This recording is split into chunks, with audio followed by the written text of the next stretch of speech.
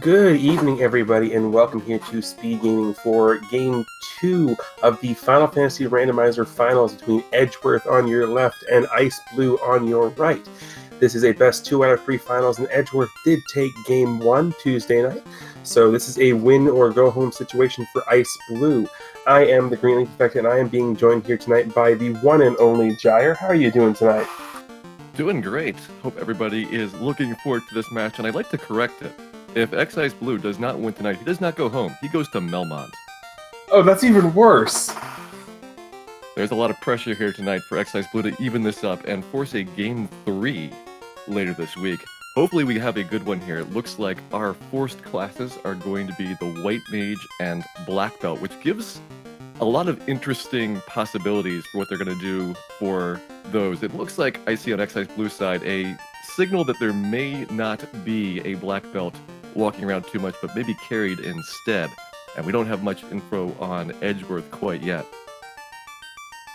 Now, but it is an interesting choice going with a three-man party here, especially not knowing what the spells are going to give you here. It definitely is. So we're going to be looking early on. Now, xIceblue does have a red mage, so we do have access to some of the black magic spells.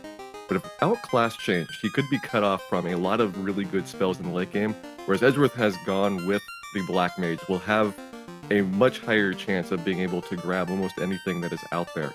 And with a three-character party, you're kind of at the mercy of some of those things that you're not going to see until much later in the game, whether it is going to be the order that you search the dungeons, the items that you happen to find, or in this case, what we might get in terms of that spell selection. So it'll be interesting to see how that unfolds over the course of the game. Yeah, absolutely. Yeah, the best thing that can happen for both of our runners here is that they go into Corneria early and see a level 1 fade, considering White Mage is one of the two force classes here. Exactly, and the best thing for the viewers is that they go into Corneria and they get lots of war mechs wandering around. So we're going to hopefully have some nice trolling for our runners. Don't make it too easy. There is a lot of things that can happen with Randomizer. You know, we've got not just all of the items shuffled around, but also the shop locations. They're going to have a relatively low number of incentivized items, which in Randomizer terms means that there's going to be a lot of quest items. They're just hanging out in random chests throughout the dungeons, so they're going to have to go and do some searching. It looks like they're off. Yeah, and here we go, immediately making a beeline to the magic shops here. Harm 4 in the white magic shop, that's interesting.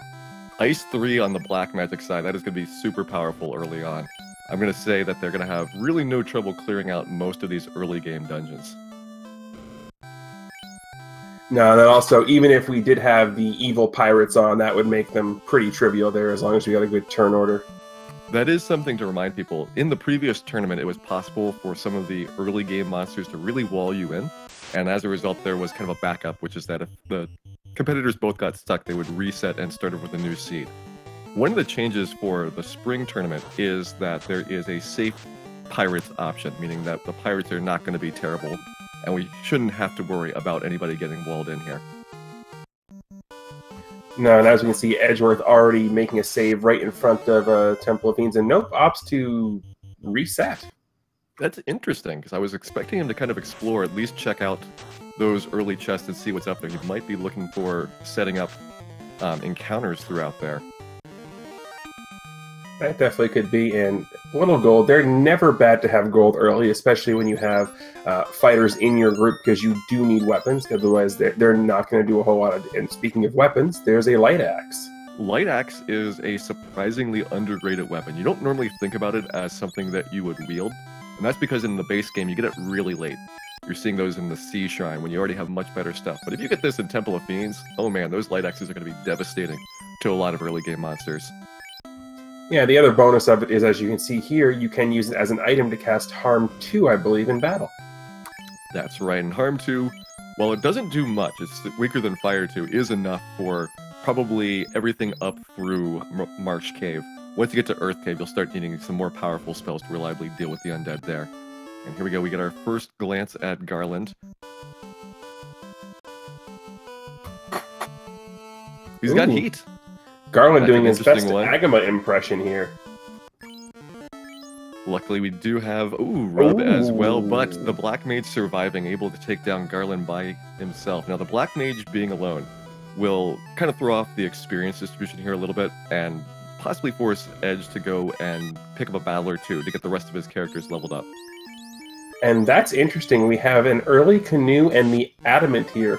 So we're going to have to use some of the new map tiles that have been implemented here in the randomizer.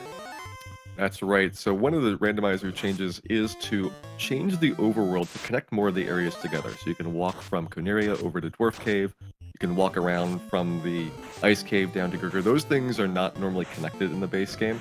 And by changing just a few tiles, you give a lot of possibilities for different item orders. In this case, it sounds like Canoe and Adamant's sending us over to the western part of the world to check out Dwarf Cave over there. And we can take the canoe down and get all the way to Elfland if we need to. Yeah, so even though we don't have the ship or the airship, we still have access to all of the continent here in the southern part just because of that one connector and the canoe. Interesting seeing Edgeworth go with Invis 2 over Fog 2. Invis 2 is going to increase your evasion, Fog 2 increases your armor rating, and usually I find that Fog 2 is more effective in the late game against the big bosses. Invis 2, it takes a lot of casts to get really any good utility out of it. Fog 2 starts working almost right away. So we'll see if that choice plays a role in the very late game. Talked about Temple of Fiends Revisited in those boss fights. Yeah, absolutely. And we do see Edgeworth here also rocking with only a small party right now. Did not revive everybody after the Garland fight. Yeah, definitely when you have a few characters that are really super powered. Oh, and there's the Ruby. That's an exciting item to see because it doesn't really give you much information about where you need to go next. But if you have a couple of overpowered characters, what you can do is just power level them by giving them more concentrated experience. And then if you want the rest of the characters later, you can power level them in turn, and it'll go really fast for getting those other two characters up to speed.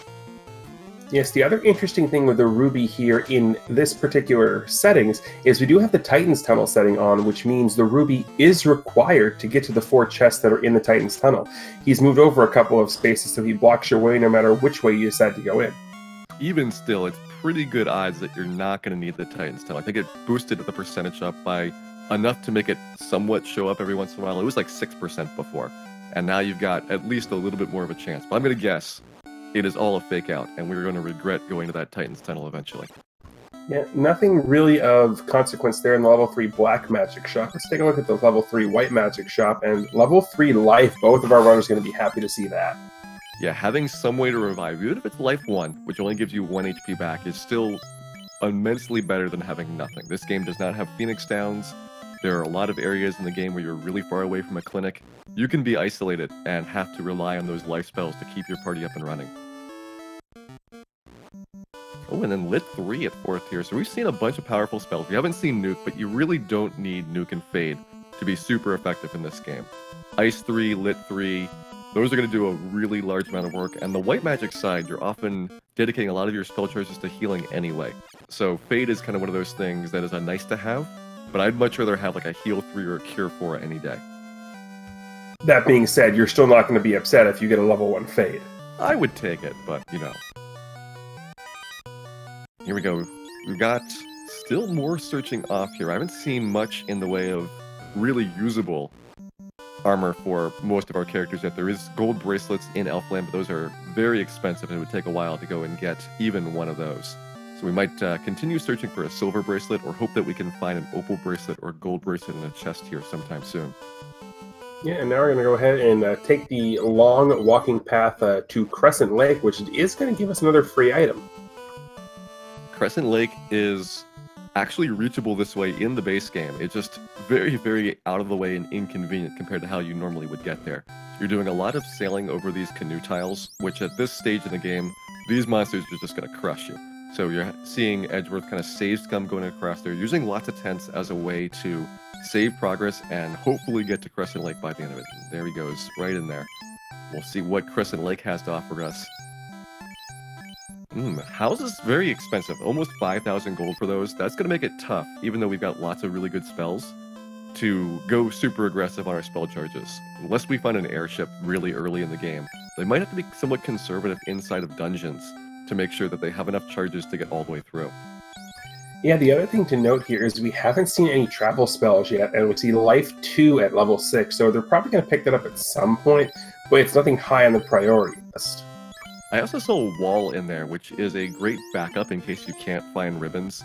Wall, you wouldn't have a lot of charges for it. Oh, and there's the canal, so no help there at Crescent Lake so far, but it is maybe indicating that they're going to be going even further west over to Melmond and Earth Cave in the near future. Right, but we still don't have a way to get there because we still need a ship. So at this point, we're either going to go to the volcano, the ice cave, or Provoca, because Bicky still has an item there as well.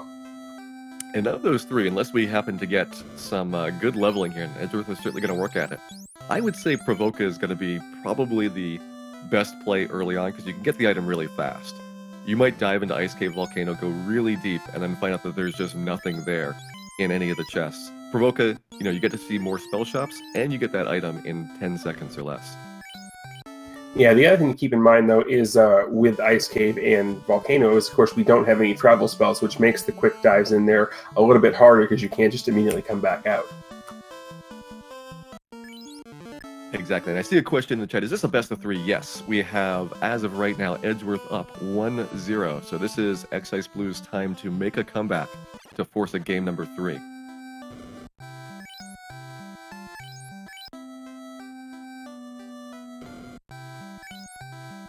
And we'll see where Edgeworth is going here. It looks like there is a Gurga Volcano potentially in the future. Gurga Volcano does have a lot of chests on the second floor, which are relatively easy to access. There is a huge cluster of about 15 or so you can get to, as well as another half dozen also on that floor. I wouldn't imagine going much deeper in there. Oh, nope. Faked me out there. Fake out. Yeah, are we heading up to the Ice Cave, or are we heading to Provoca here? This is probably a Provoca trip. This is Provoca now that he's gone over the remaining canoe sections up to the land here.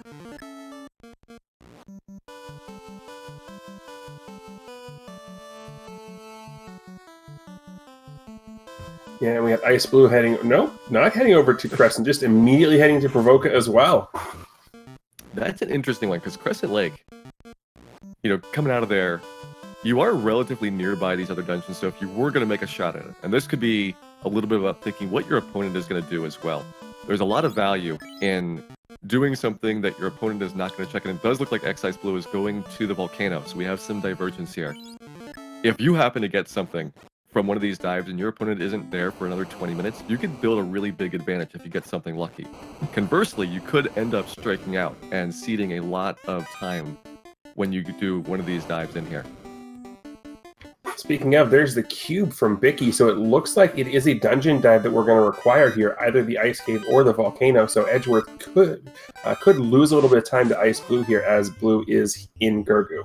And we saw the item in the shop in Provoca. It is the bottle, so that is something you can't use until after you have traveled to the north, so it is definitely going to be forced into one of these dungeons. It is not the slab, though.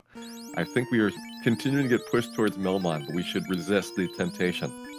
But we do have a ribbon over there as well, so that's at least makes the dive into the volcano worth it.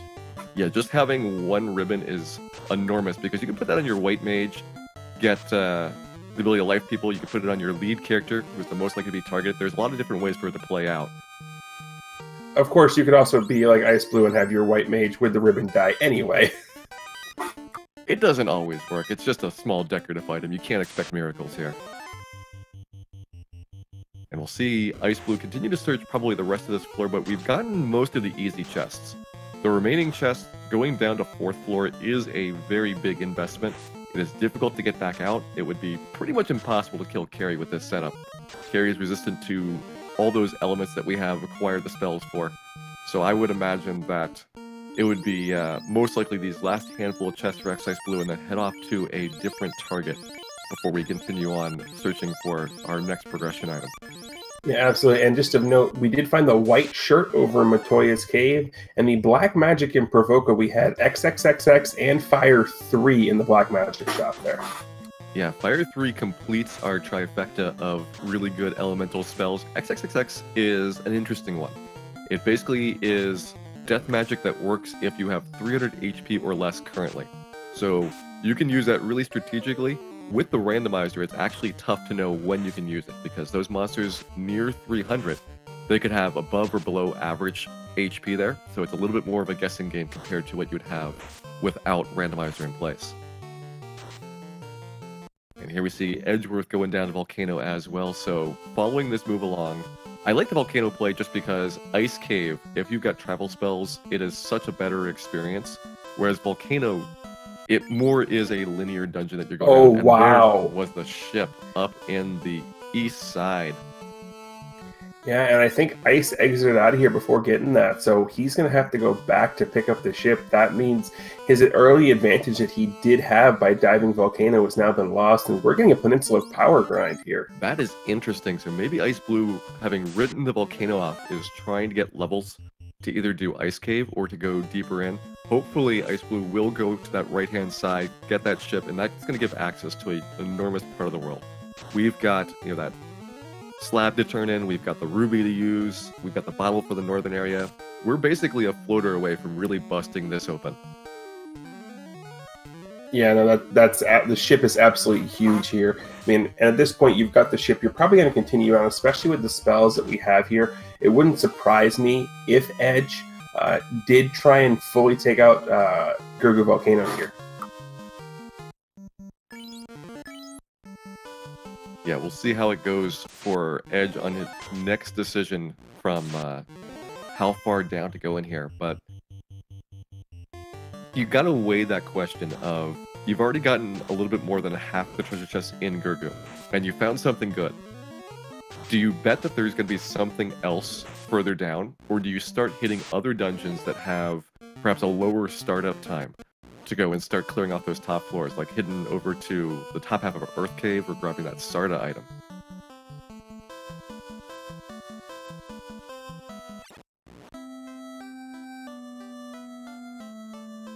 Yeah, quite possibly, though, my favorite feature here in the randomizer is something you did just see earlier of the run command getting changed to wait when it's an unrunnable encounter. That's also linked to unrunnables being shuffled. Normally those firementals that Edgeworth was just fighting to guard that chest, those are unrunnable. And with the monsters shuffled around for which ones you can run from, it changes a lot of the dynamics. You might have an incredibly annoying enemy that now blocks your path because you can't get away. Whereas you might previously had been stuck on something like the Watermentals in Sea Shrine or the Firementals here, and it's just like, see you later, we don't need to even bother with those fights anymore. In this case, Argoyles is turned into an unrunnable, possibly the one that Fire Elemental used to have for their slot. And we do see a Bane spell here. Let's see. I find it weird that a stone statue can be poisoned, but I'm not going to question Nintendo logic. Bane is a relatively niche spell. You've got a couple of monsters that are very vulnerable to it, especially in the early game, and then some oddball ones like Tiamat 1. But then you have most monsters just have enough magic defense to shrug it off. Brack, on the other hand, you're trading the single target for having a much higher accuracy, and so you're able to do some of these tougher battles that Bane would not be able to clear out.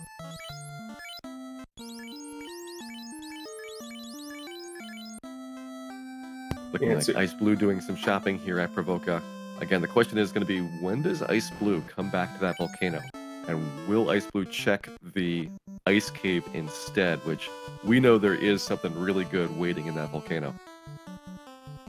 Although, honest question here. One, who puts a ship in a volcano? And two, how is the ship not burnt to cinders because it's in a volcano?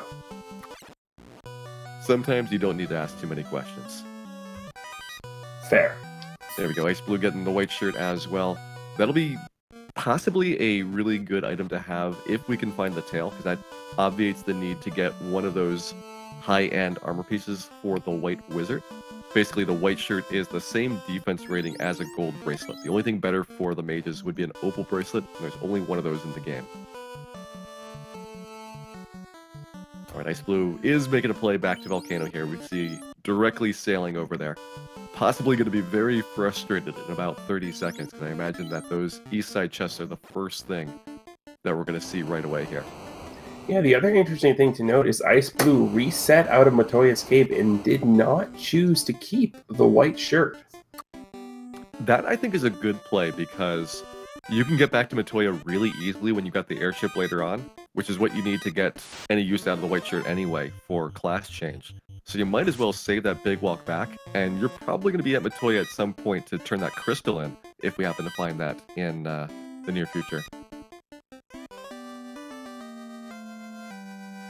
Yeah, but xIceblue going back in, picking up the ribbon, picking up the slab, and hey, giant iguana, also an unrunnable fight.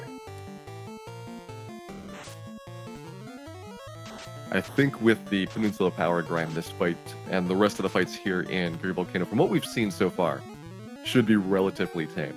Now, if we do go down further, you're dealing with the immense amount of lava damage that you have from walking around in all the damage tiles.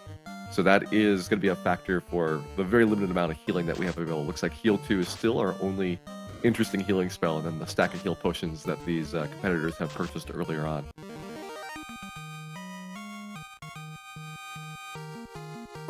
Yeah, I can see level 7 over on Ice's side as we have the high five happening in a slab pickup for Edgeworth. Yeah, kind of an unusual scenario here. We've actually been around to this floor a bunch, and we've either died or reset out, and so now they're meeting up again. So we were saying that xIceblue was getting behind because of not picking up the chest, but now it's kind of converged back together again. Everybody's checked roughly the same areas. Yeah, and we're going to see some fog too, actually. I know you were talking this up earlier about how the armor is going to help here, and I know it helps, especially on the enemies like these gargoyles that have multiple hits, because it reduces each bit of the damage that each hit does, as opposed to just avoiding the hits that Invis does. Exactly. So the Fog 2, one cast is basically neutralize the gargoyle's physical attack, and this is great for anybody that's got 3, 4, 6, 8 attacks, say for Kraken. For monsters that only have a single attack, you're going to have a much harder time doing anything with either evasion or armor increases to make them any safer for their physicals. I mean, I guess the one thing our runners should both be thankful for is that the spell scripts have been shifted, so it's not a 5 gargoyle unrunnable battle with Fire 2 coming everywhere. Oh, that would be immense if we had forced Fire 2s or similar type of spells here in the early game. It would really force you to either find a different location to search or to just go for a huge grind. I don't think anybody wants to see that. I think we want to see a lot of good dungeon exploring here early on. I mean, I'm not going to say no to a good old-fashioned Agama grind. I mean, if those Agamas have nuke, I would be down for that. It would make it really fair to go and roll the dice every time. It looks like xIceblue going for a little bit of recovery here outside. And we'll possibly see how much more time xIceblue is going to spend in this volcano. I'm going to go a little more, at least, because we know that he still hasn't picked up the ship that's in here. And I think putting off the treasure chest to the east side to last is normally a great move, but now, once you see that, you're like, why didn't I go there first? They're so easy to get to. But the other side has, 4 times as many. So the odds were good that that order was the correct one to do. Yeah, and that does become one of the things later on in the game is you have so many dungeon options available to you. Where do you go? If you're still looking for things, which dungeon has the most concentration of chests for you? Now, when I see Edgeworth going over to Ice Cave, I was not expecting this. Ice Cave, I would wait until you had a travel spell, maybe an airship to come back here, but it is incentivized, which means that there is a pretty good reason to go through. You know that there is a great chance of finding something good when you get to the Eye. And the Eye is another one of those monsters where if it doesn't roll anything crazy, it's good to grind on. Unfortunately, Cockatrice is living up to their name of being absolutely a pain, not having Stone Touch, but having Poison, the damage version. Yep, that is the Gas Dragon Poison, not normally seen until very late in the game. It does extreme damage to anybody that's not going to have that ribbon on.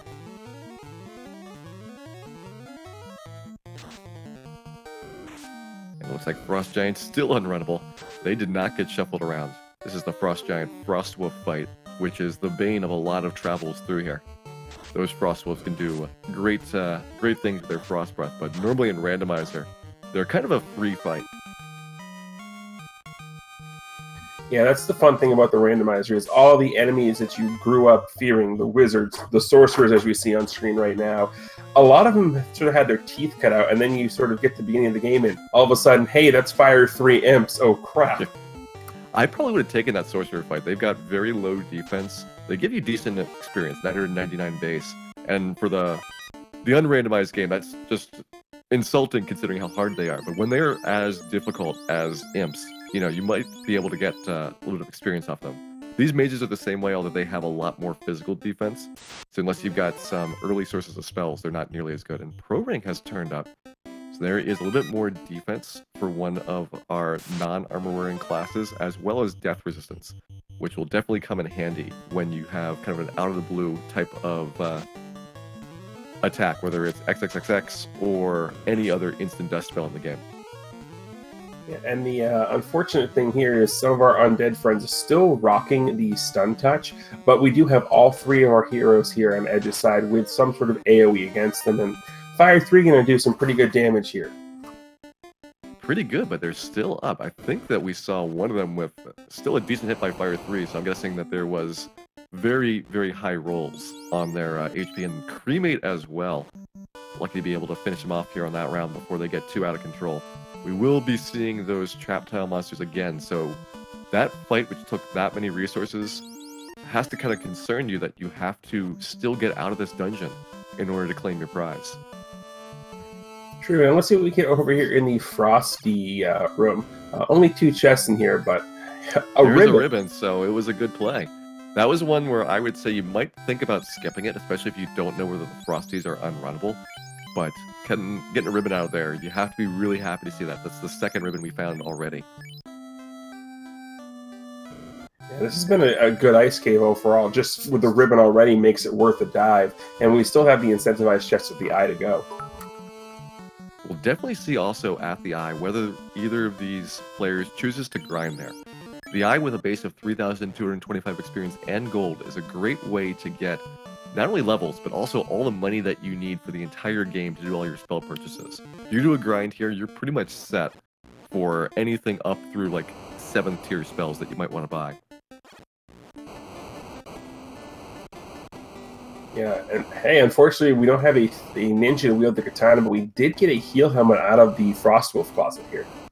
Heal helmet's one of those items which I always think is going to be so good, and then I just end up never using it. Because in battle, it's rare that you want to spend turns healing, and when you have to go and manage your inventory, it might be a little bit easier for both of these players because they've decided to kill off characters. But if you have all 4 characters equipped, it begins to get a little bit difficult to dedicate an armor slot to that.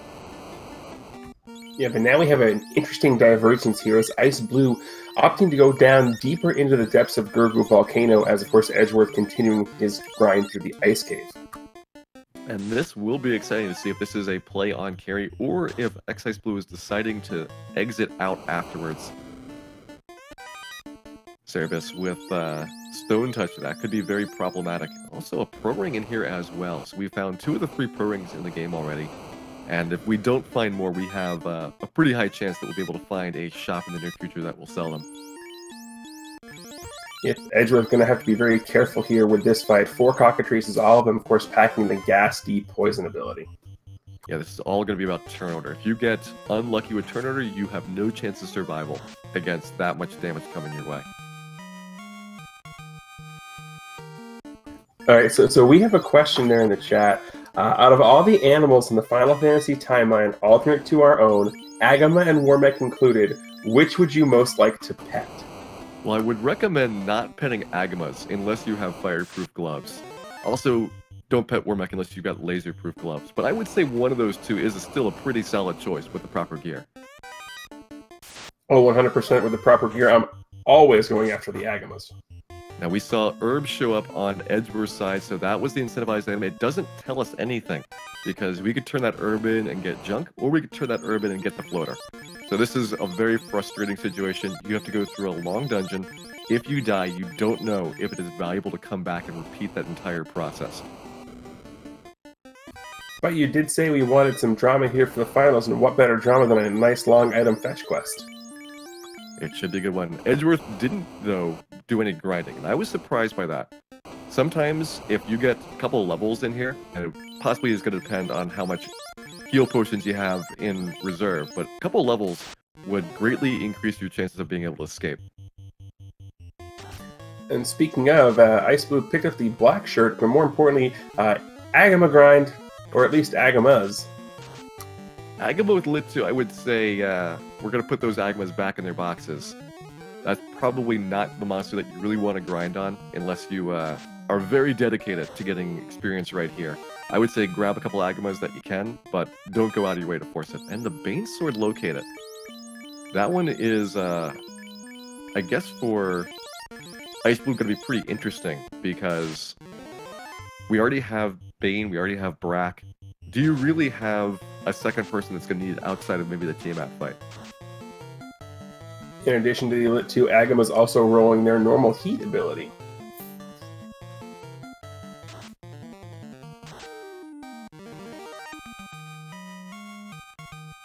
Watching Edgeworth go around looks like more canoeing, so we are going to go down to Elfland here, turn that urban, we'll see what that turns into.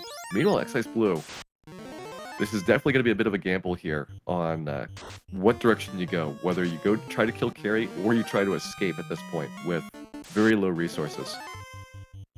Well, we are going to go ahead with the Agama grind here, even though they have Lit 2, because we do have the Heal Helmet, which can sort of, kind of keep up with heat, and I mean, definitely keep up with heat and can sort of, kind of keep up with the Lit 2 spell.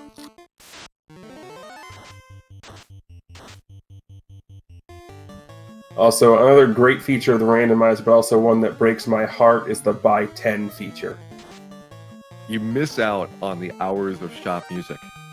You get really used to that tune. You can hum along at home. You know the words.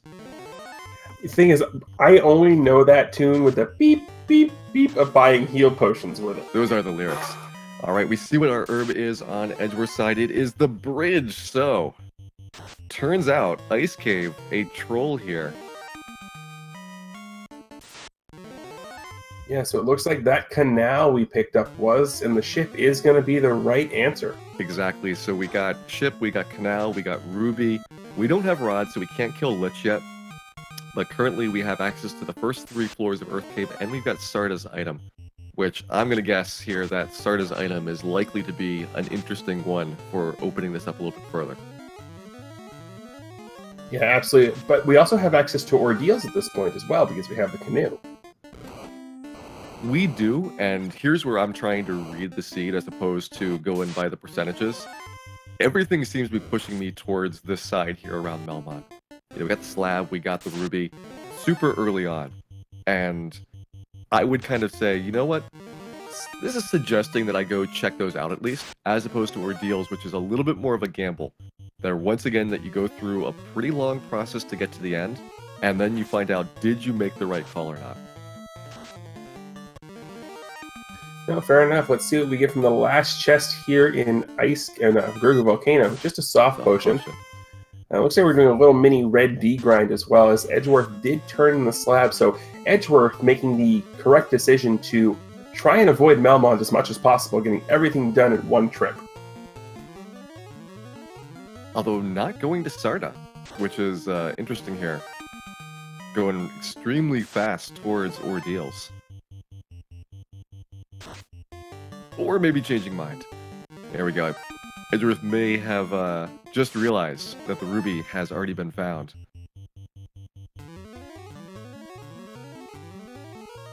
And there's the Titan who has moved over a couple of steps to ensure that the ruby is required to get to the 4th chest, but also so far in this seed, required to get to Sarda.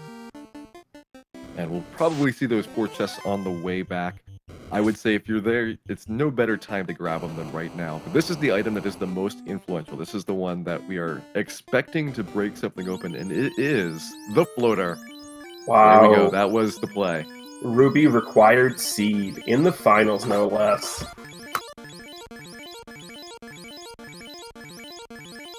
So I imagine Edgeworth is going to take a very, very long walk all the way back over to his boat, a very long sail all the way to that desert down to the southwest. But then once that is done, travel really opens up. We'll have a bunch of new towns to explore. We'll have access to Waterfall, and we've gotten the cube but not the chime, so we can't do anything for the other 2 dungeons. Kraken and Tiamat both require items before we can progress further on them. Yeah, but we do have the slab translated, so we can go to Luthania and get the item there. Oh, this is interesting. Edge going down to Earth Cave. That is very interesting. I would have immediately beeline for the airship. Yeah, it puzzles me because with the airship, you get back here so fast, probably faster than you can even do this walk back and forth, that I would go right for that airship and then make a move, seeing those other couple items that we have access to.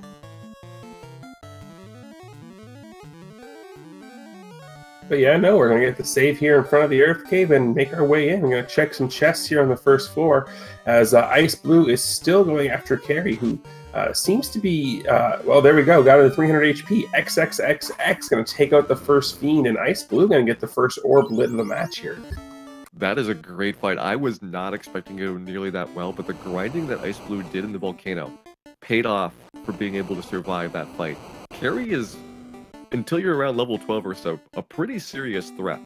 So that was a good fight there overall to keep Carrie locked down and then whittle her HP away until that XXXX could work.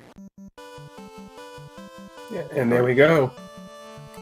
Looks like Edgeworth has gotten bored of the Earth Cave. I am too. Let's go get an airship. Yeah, I 100% agree with that. And xIceblue making his way up the canal system here. And, well, looks like we're going to get an ice cave dive from xIceblue, which, you know, considering what we know is the wrong answer, but makes sense considering where he is. It does. In context of what xIceblue has seen, this is a really good play. Now, I'll be interested to see, does xIceblue go for an eye grind? Having already done a little bit of grinding in Gurgu Volcano, do you need more levels at this point, or are you just trying to get the chest as fast as possible? Well, I think at this point, since you're not trying to power level your black belt, I would think you would just be going right for the chest. And oh wow, the mummy cockatrice encounter. Not only do cockatrices have poison, but mummies have blizzard. We did not see Blizzard on Edgeworth's side. That could be a huge swing if xIceblue gets blizzarded by those mummies. We now also know that Waterfall is going to be horrible, Ordeals is going to be horrible. There's a lot of things that just popped up. And maybe even Earth Cave, because there is that pack of mummies as we get down to 3rd and 4th floors. One group of mummies ambushing you with Blizzard, and you are down. The one good thing about the ice cave, though, is it does have the second ribbon, which will mute a lot of the damage coming from that blizzard. It will, although xIceblue does have to make the decision to go into that frosty room. Sometimes you skip it. You know, it's 2 chests, you have to do 2 force battles with frost dragons. You could go for the gamble that there's nothing in there and miss out on that ribbon as a result. Edge going to go ahead and pick up the bottle, so we have the item and Gaia as well. Yeah, that's a great one there. So we have the bottle to turn it. We have Lufania to do. There is a lot of value up here where Edgeworth can get some interesting items. I'm not sure if we're really hoping for quest items necessarily, because we do still have a lot of Earth Cave left to do. We've got Waterfall, we've got Ordeals, but you know, maybe you get something really nice like one of those big swords to help you out. I mean, I think at this point, if we're talking about quest items for Edgeworth, you do want to see the ones that eventually get you into the second part of Earth Cave or the Sea Shrine, but you want to see the tail at this point. Yeah, tail will be amazing. Rod, a little bit less amazing. Down in Earth Cave, on that 4th floor, which the rod gives you access to, there's only a handful of chests, and normally if you put that off until really late in the game, there's nothing in there, and then Lich is just like a one-hit fight. So I like to put Earth Cave as late as possible, and so Rod is basically a dead item for me here. We do, though, have still another chance on Edgeworth's side to get something good. Yep, of note over on xIceblue's side, we do have some Gazing Wraiths. Yeah, I think when we saw Edgeworth, Gaze might have been how the undead fight their paralyzed, because I think they had Poison Touch for their physical attack. And I didn't see the stun touch before. It might have been Gaze. There's our ribbon. Alright, so xIceblue doing basically the same route through here. Is keeping up in terms of those really important items. Meanwhile, Edgeworth going in and out for shopping. Looks like the pro rings have been found. And we are trying to raise some cash here to get everybody equipped with those. Pro rings are a great item. A lot of physical defense. Anybody can use them. And they do give you death resistance. Not to mention, they look absolutely glorious. Alright, do we have something amazing here from the fairy? Edgeworth not making the fairy walk at all. It is the TNT, so another fetch quest. But now that we've got the airship, these fetch quests, even though they send you a really far ways away, it's 15 seconds to go pick up. So I would imagine that we will quickly find out what that TNT turns into, or we might go to Ordeals. Edgeworth is the master of surprise here in this seed for fooling me about directions. Yeah, this is interesting. I thought for sure we'd go right and turn into TNT, just because, as you said, it's all of 15 seconds to turn it in. And the thing I like about maybe this play is that here's another one of those type of gambles where your opponent may not follow the same path. So if you end up finding something really good, you could be gaining a really big strategic advantage. The downside of Ordeals is that with randomized pillars, you do actually have to work a bit to figure your way out here. There is going to be, every time you play, a different route through. And so there's a couple of different rooms that have 2 pillar choices and one room that's got a 4 pillar choice. That one is the gnarliest to find out which one of those is the correct path.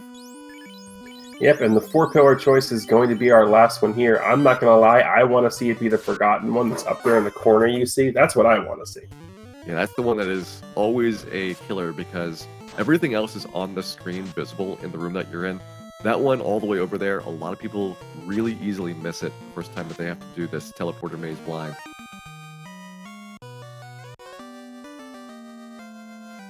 There's xIceblue getting the herb and immediately dropping down as well, so no eye grind for either of these players. Edgeworth getting through the pillars, no problem. We haven't seen many of the monsters upstairs, but there are mummies up here. So this could be exciting. There's not a lot of opportunity to get into encounters, but imagine that we do run into a big pack of mummies up here. Will we find Edgeworth discovering that they are a little bit more dangerous than we originally thought? Could definitely be, but Edge does have the 2 ribbons here, so that will definitely help. And with good turn order, still has not found out the mummies have Blizzard. I think if Edgeworth knew that that skill was up there, probably would have gone for runs rather than trying to kill them. Right, but as far as he knows, the mummies themselves rolled low HP, so they're basically free experience.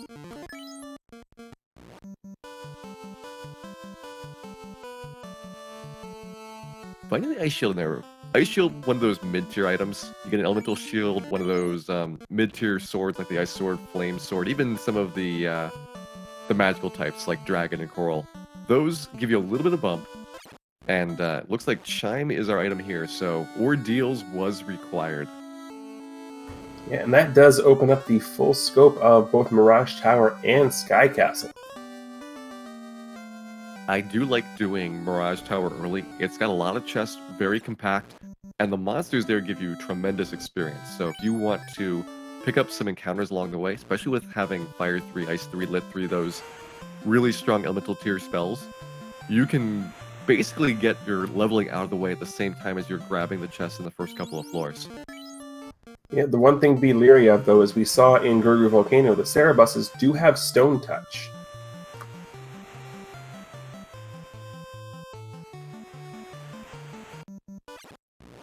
It's worth declining to fight the Tyro. I guess he's had enough stake and is willing to go on to maybe finally turn that TNT in.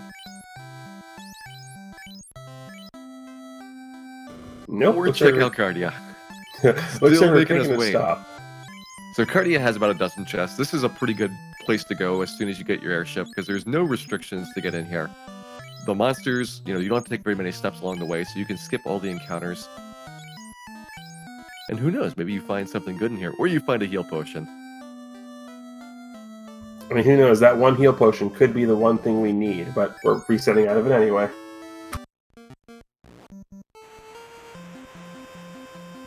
And you notice on the right-hand side, xIceblue in those shops has a tremendous amount of gold thanks to the Agma grind.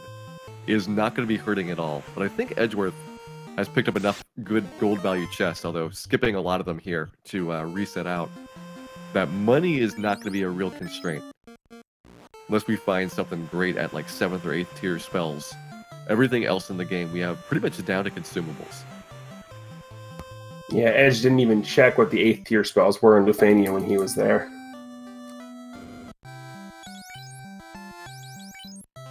just a heal staff on that side. So we have exhausted most of our hopes for Cardia. Let's see now. Can't get much closer to the Dwarf Cave than this. I am going for the TNT play as Edgeworth's next move, and we'll see what that turns into.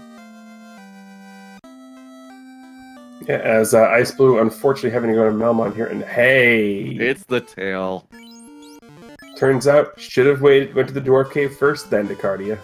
Could have had that class change. All those nice pieces of gear that we found. We did see Dragon Mail. We saw a couple of opal items. I think we've got at least Edgeworth with the white shirt. I think xIceblue reset out of the white shirt. Could always go back for that later. We have most of the pieces to get a lot of our end game gear already in place. But of course, it is time for everyone's favorite part of Final Fantasy. Bahamut's unnecessarily long hallways. We'll join you back in a minute or so. Enjoy the music.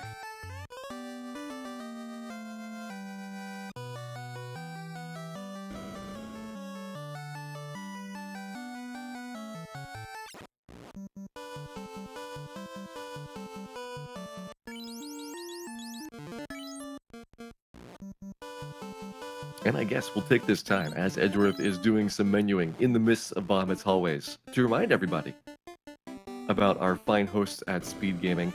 Hope you guys give the channel a follow, come back for future events, Final Fantasy and or otherwise, because there's a lot of good competitions on this channel, as well as perhaps future Final Fantasy Randomizer events.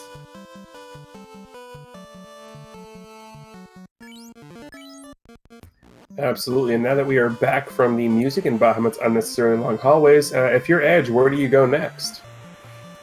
I really would go for Mirage Tower, but you have a lot open to you here, and it's a question of what order do you want to do things.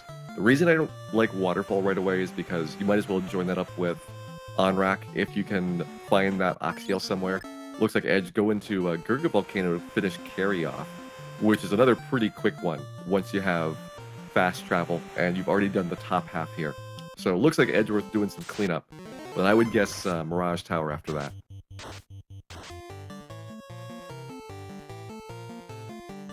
xIceblue hitting some Blaze Trolls. I think xIceblue has run into pretty much all of the top tier skills here in random encounters that we have not seen very many of from Edgeworth's side. So it's either useful information, and xIceblue is learning a lot about what we'll have later on, or Edgeworth is just lucking out, and we'll be able to take this into a slight advantage for time doing these dungeon clears.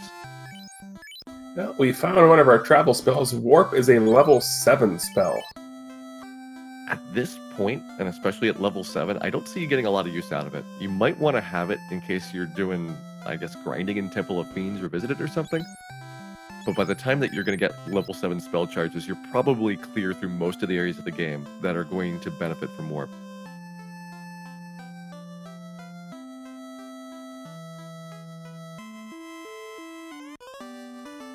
And we mostly have our players backtracking through areas that the other competitors already done, so we're not learning much new information as we go across here. No, let's see if xIceblue decides to make the same play that Edge did, or if he's going to immediately... Nope, he's just going to go immediately turn in that TNT. Nope, I'm going to stop at Cardia first. None of them! Wow! This I can understand more than Ordeals, because Cardia at least is a super fast trip, and there's no faster time to do it. You know, you might gamble that it's the tail, but it really is not a big deal. Ordeals is a dungeon clear, and if you had gone through and found kind of a linear sequence of quest items, you know, you went and found that chime, and then you found the Oxiel, you might never need to do Ordeals the entire game.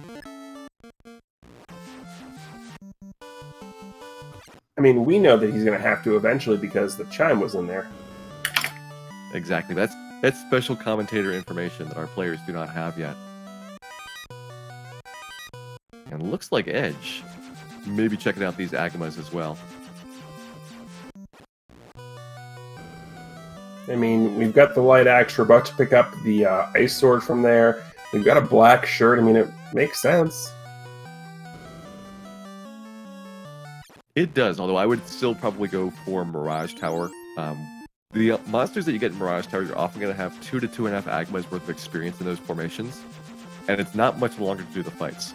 So you could be getting some dungeon clearing along the way. It does look like Edgeworth is just doing a handful of Agamas there, and has moved on to the incentivized chest and soon on to carry here. Yes, and for those of you who might be new to the Final Fantasy Randomizer, for the most part, we do measure experience in number of Agamas. It is a universal unit of measurement for all types of things.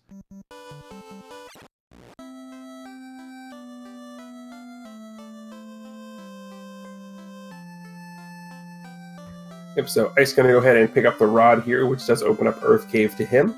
So as of right now, we do have access to 3 of the 4 dungeons. We are just missing the Oxiel to get into Sea Shrine. Yeah, Oxiel's one where it's got a lot of places it could be. There's not many chests that are blocked off by it, and so we could see it almost anywhere in the game early on.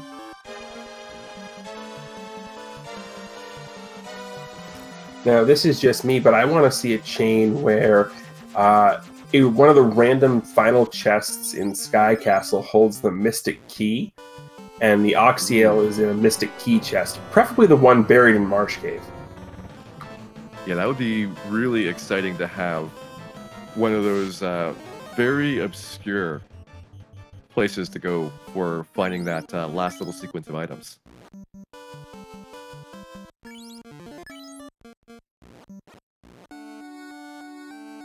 Now we got xIceblue going through ordeals. We got Edgeworth working on Carrie. And judging by how Carrie went for xIceblue, I think that this is going to be a pretty straightforward fight. Just got to withstand Carrie's physical attacks for a while. He's got the white shirt to buff up a little bit. And after a couple of applications, Carrie should go down here to XXXX. Looks like the exact same play, or just the knight with the damage at this point.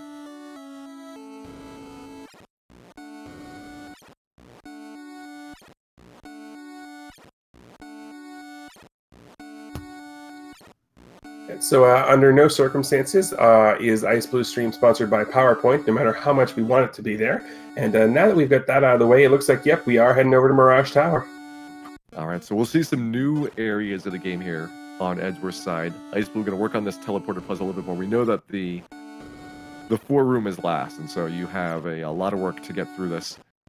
Working on figuring out the path through there. But here we go. On Edgeworth's side, we have roughly 20 chests that we're going to find out here in Mirage, and then probably go out to Sky Castle soon after. Crystal has been found, so there we go. Back to Matoya for maybe that Oxiel. I think we don't have very many terminal items to hand in for quests. A lot of them are going to be those exchange items. So I could see that Crystal turning into either Oxiel or Key here. I mean, both of which are needed to complete the game, because there's that one random door in Temple of Fiends Revisited that is locked. Exactly. I'm trying to think about what else have we not seen. So we are still looking for the loot as well. That's kind of an interesting item to put off. But that's one where you don't need anything until the very end of the game. I completely forgot about the loot because I'm so used to Shard Hunt recently. Yeah, Shard Hunt, for people that have not heard about it, is a relatively new game mode, which replaces the 4 orbs with many little tiny ones that you have to find throughout the world. So in treasure chests or by fighting the fiends. And that gets rid of basically the end game. Once you find all of the shards you need, you just go fight chaos.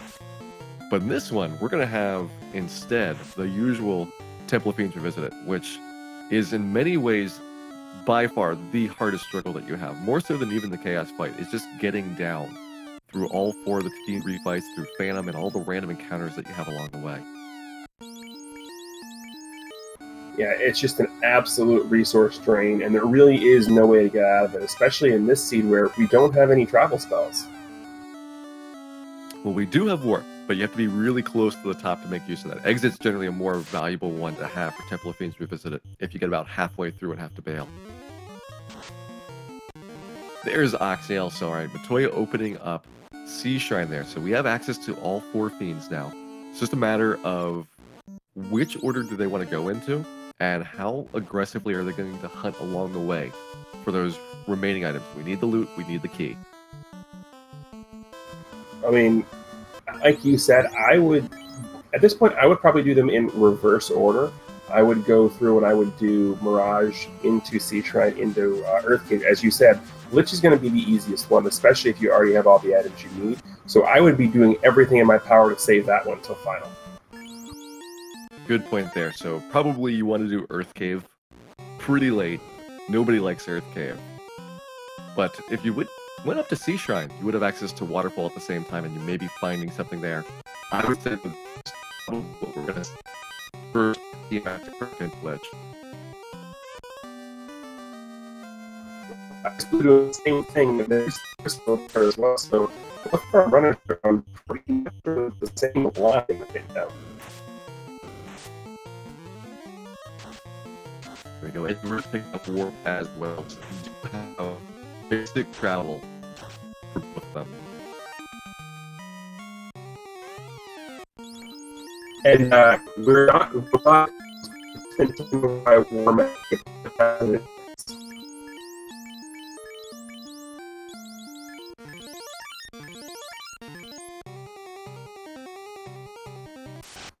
Edgeworth is going to go ahead here and head on up to the waterfall.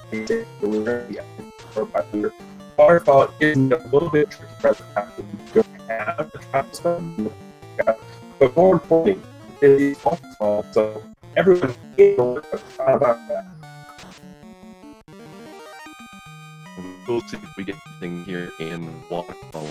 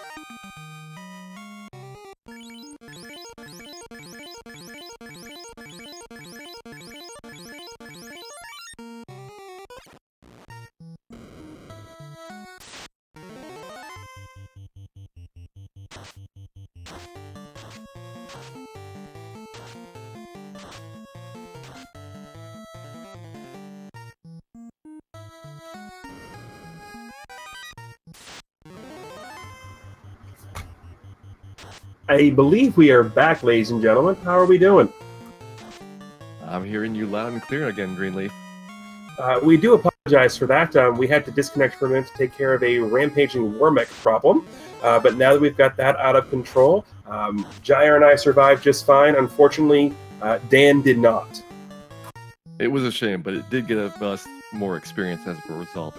So we're seeing, as a result of climbing up xIceblue, continuing to get to the very last bit here of Sky Castle Edgeworth in a rampage going through Sea Shrine. Lobster's also in a rampage, taking Edgeworth out, so that is looking like a tough battle and will probably be pretty nasty as well in the Temple of Fiends refight on Kraken's floor. Yes, and while we were off on our mission to fight Warmech, Edgeworth did pick up the crown in the waterfall.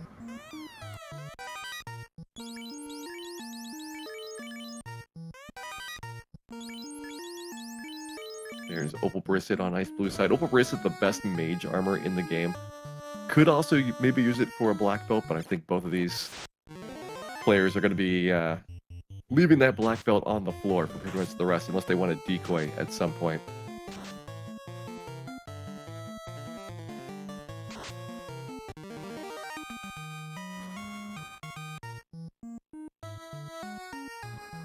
So this is always one of those fun rooms, is the sort of star-pronged room here in the Mirage Tower, I mean, the Sky Castle.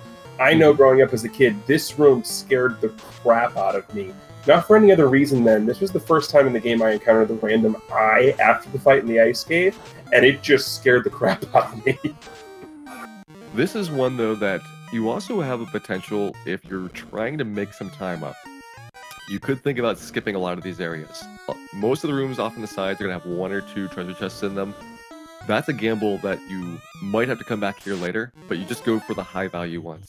Up on the next floor, you have 3 small areas that all have 4+ chests in them, so it's a lot better density as a result.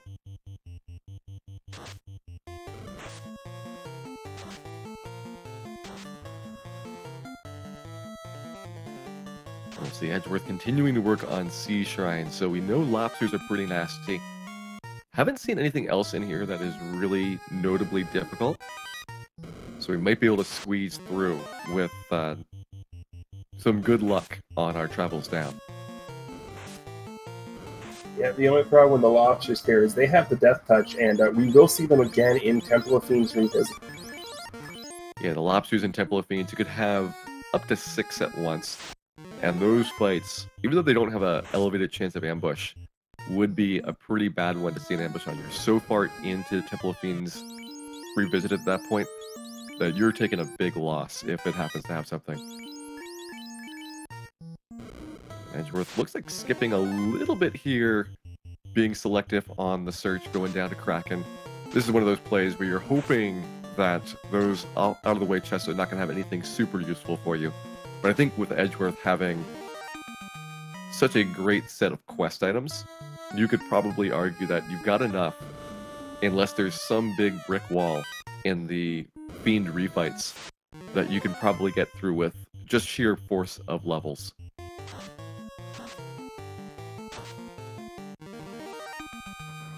I mean, nothing wrong with a little sheer force of levels there, but the power leveling in this game, unfortunately, we're not going to see the true power level set, because normally you're going to power level a black belt, because once you get to certain high levels in the black belt, he's just an absolute murder machine when it comes to number of hits, damage. Throw in a fast spell and a couple of tempers, and you have a one-man wrecking crew. And as we were talking, looks like another lobster death. We need to get some food inspectors in here to make sure that our lobsters are safe. Edgeworth going to try again, though, on Sea Shrine. Well, I can't confirm that they're safe or not, but what I can confirm is apparently someone's playing on a regular nest. Yeah, xIceblue is hopefully going to be able to finish this dungeon and then power cycle. I can somewhat make out things on the screen, but that is a very not good thing. Yeah, it looks like we have manticores, but the more important question is, who let Dan play with the controls? Yeah, this is also very unfortunate. Up here at the top, you want to see what are in those treasure chests, and I would have a very hard time picking out what the items are. So we might have to be a little bit blind going through here, hope that we don't miss anything good. Yeah, and I'm not sure whether there's 6 man cats there or 9, because the 3 purple blobs are... The 3 purple blobs are Medusas. That's the that's man cat Medusa formation. Yeah. Okay. Yeah, no, that does make sense now to see that, but we're going to make another attempt here at Sea Shrine here, and this time only 2 lobsters, but the worst part about the lobsters having Death Touch is they're just like the creeps in Marsh Cave with the Stun Touch. They have multiple attacks. Mm-hmm. So there's the lobster battle. Saw that Edgeworth did bring in the black belt as a decoy, trying to distract them from hopefully not hitting more valuable party members. Black belt level 2 is not going to do anything for your fighting, but is a body that you can throw out the monster formation. Alright, I think there was either a defense sword or an Excalibur. There was something that came up that looked like swordish text on xIceblue screen. I'm probably going to go with the defense sword, but if we want to get chat really excited, we could just say it was the Vorpal. Chat is going for defense sword as well. We'll find out in a minute or two what xIceblue picked up. I didn't see anything else pop up there. He was mostly getting items that were going to be rejected, which means that not enough room. Probably armor. There's Power Glove. I saw that one. Yeah, that one I got too. That's a great item to find. So Power Glove is a way to cast the Saber spell on yourself, normally a high-tier black magic spell. And in the base game, Temper and Saber do nothing. They're just bugged and have no effect. But in Randomizer, where almost everything from spells has been fixed, it is an enormous boost to usually your Knight or your Black Belt, depending on who you've leveled up. And you'll be able to get a really great benefit from that. I see Excalibur in xIceblue's inventory. I see a Power Staff as well. I'm going to guess that those were picked up at some point in here. Was it the Power Staff as opposed to the Power Glove? I believe both Power Glove and Power Staff were found. Okay, and we're seeing some Masmian here as well, so that's going to help. Yeah, that's definitely some Masmian action.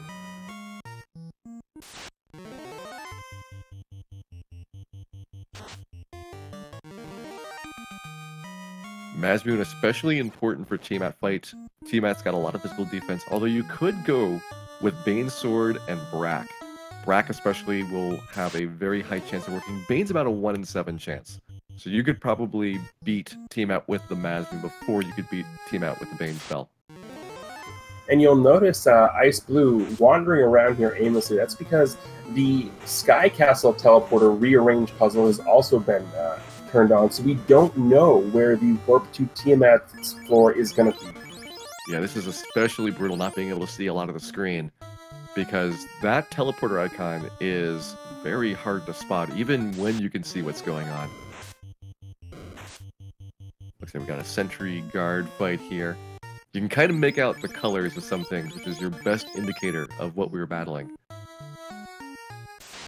Yep, I mean, and that's the one good thing about not having the enemy palette swap on, is that we can tell what's going on with the, we're just going to call it Warmech using nuclear. xIceblue still searching around. I have not seen any signs of a teleporter as of yet. When you don't know where it is, the search path that you have to take is basically just methodically going back and forth over every single intersection. You can't see any other intersections from the one that you're standing in, so there's no really useful forward information until you get very close to them. The other thing to keep in mind with this glitch state is somewhere on this floor, Warmech is patrolling and wandering around, so he's going to have to make sure he doesn't walk into Warmech. I mean, not that we care, because we want to see Warmech.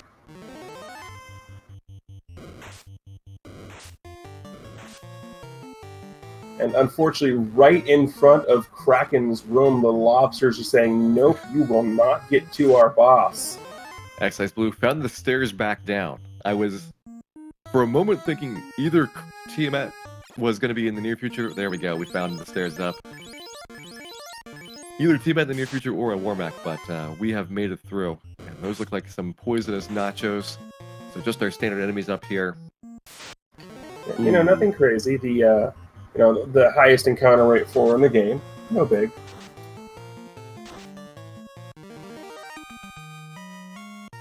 Yeah. And of course, hopefully xIceblue cartridge is going to hang out through this one last floor. It looks like it's getting a little bit more deteriorated, or xIceBlue's connection is going down. One of the two. Yeah, and of course, the worst thing about having these Death Touch lobsters is the ribbons that we have and the pro rings that we have do nothing to stop it.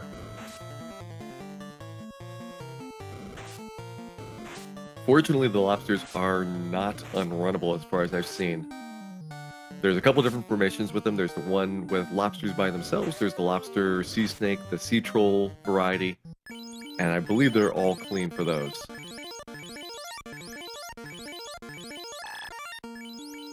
Yeah, well, sea troll lobster fight, as you can see, we can absolutely run from.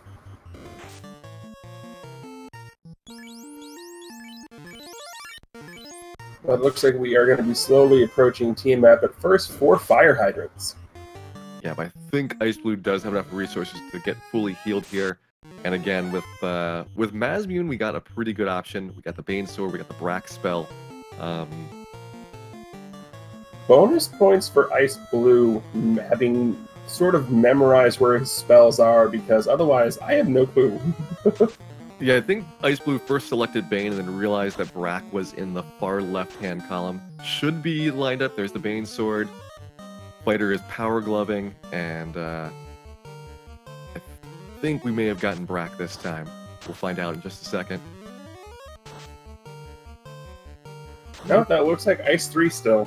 Yep, it's going for damage, which is probably not what you want here. There's, I believe, Fire 3. Bane Sword, try again. And now switching from power gloving to attacking with that Mazmune.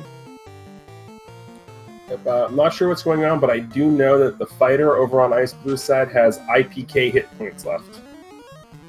I believe that is low, so we need to get up to JJN hit points to be a little bit safer in this fight. Using the White Mage to keep the fighter alive. Tiamat starting to go into some elemental damage skills, and I believe, if I've been able to see the numbers on xIceblue side, that Tiamat should be pretty close to going down with the Mazmune. Or maybe some XXXX option. Nope, still over 300 HP. Alright, xIceblue running out of spell slots now. Probably gonna have to rely just on those physical attacks. Also running really low on healing, and back to the Bane Sword. Still not effective there. I believe the Red Mage has not been healed in a while. It's probably getting pretty low on HP, but the Red Mage is just kind of there for the ride. Ooh, Knight is down in critical. Needs to get some healing there, if any is available, or Tiamat could go down. What a great fight by xIceblue in these conditions. Fantastic fight, and more importantly, on Edgeworth's side, we made it through the death-touching lobsters, and now we're going to see the most dapper octopus in all the land.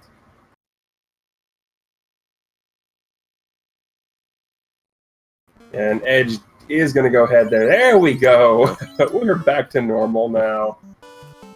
We're as normal as we can get in Randomizer land here.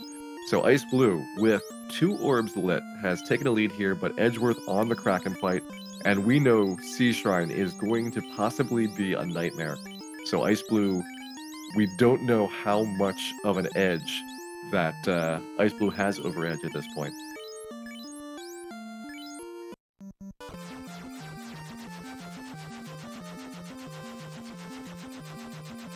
I mean, I would say that Edge has the advantage here simply because he's made it through the, you know, mountain of Death Touch lobsters here in the Sea Shrine.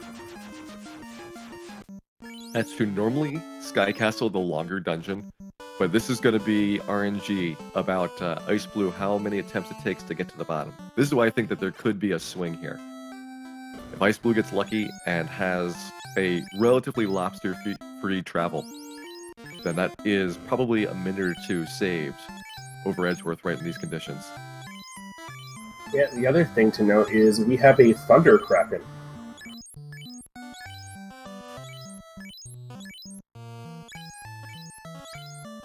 adorable, but we do have pretty good damage here. So the Knights plus Lit 3 are going to get this job done pretty fast. And there goes Kraken on Edgeworth's side. Hopefully no lobsters on the way out. Looks like we're safe. That would have been the absolute worst.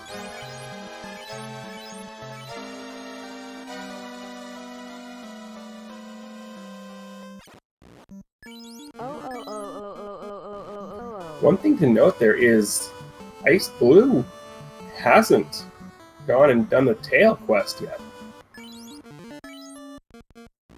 Never turned in the TNT, which, remember, we were expecting both of these runners to just go there so fast. That's like 15 seconds. And it would have been so great, but Edgeworth deciding to do ordeals and xIceblue deciding to do pretty much the entire game before going to check that out.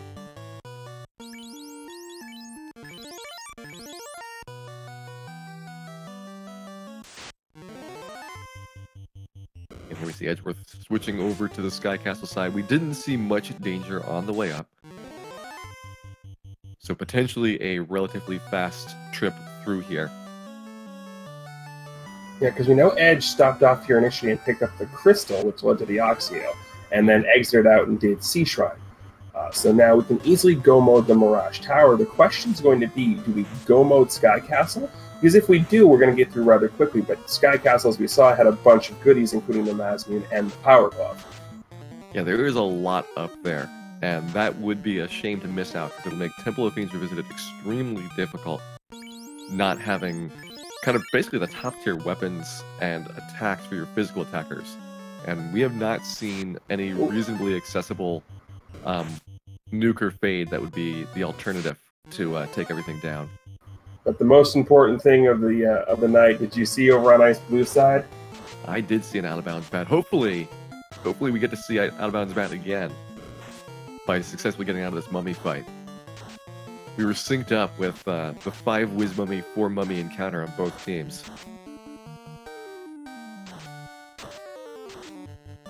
And there's them Blizzard Mummies again. Now, at this point, xIceblue does have 3 ribbons, and with only 3 characters alive, that means everybody's protected. So Blizzard, with a lot of damage, is going to be still somewhat dangerous, but much more manageable. There is xIceblue's crown. And loot. So we have xIceblue suddenly taken a potentially different path through here now that we've seen all these quest items show up. How much searching do you do, knowing that you need the key? Well, I think at this point, doesn't the crown have to lead to the key? I'm struggling to think about what else might be out there. xIceblue doesn't know if it is TNT yet either, though, having not turned in either of those items. True. It looks like we're going to get both of them, and we're going to get TNT first. Now, here's the question. You get the tail here. Do you immediately go to Bahamut and turn the tail in, or do you go and turn the crown into Astos first? I would do Astos just because he's geographically quicker, and you want to be up in that north section where Bahamut is for going to Sea Shrine next. So from here I go to Astos, see what he gives me, and then turn back around, go up to Bahamut, and hit Anrak right after that.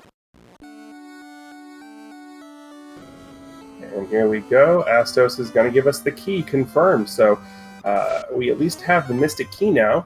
That means we are no longer locked out of Temple of Fiends Revisited. And with that bit of stuff, I believe we are almost in go mode.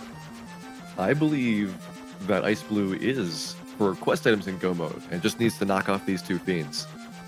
Probably will still, though, choose the class change because we did find the dragon armor and we can get the white shirt here. So a couple of good items to pick up. Yeah, going to be happy to put that white shirt on the white wizard there.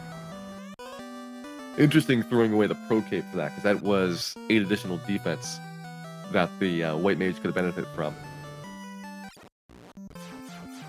Yeah, but that crystal gets us the Oxia. We're going to head north into Cardia, and yeah, xIceblue has reached that infamous go mode, and Edgeworth is not going to go mode Sky Castle here. We are going to go ahead and pick up lots of chests.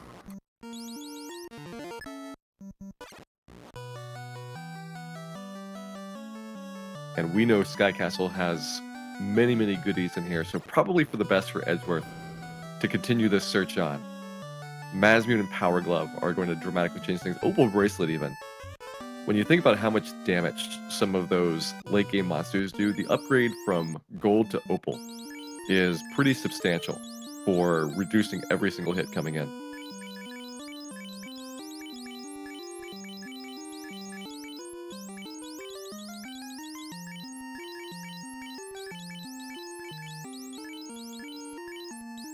On xIceblue side, just a little bit of menu shuffling. Probably going over to Onrak right away here, and we'll soon discover the terror of the lobsters. But first, Dan's going to crash the airship. I still don't know why we let him steer. Because it was either that or have him throw a temper tantrum. You're right, I just don't know why we do it either.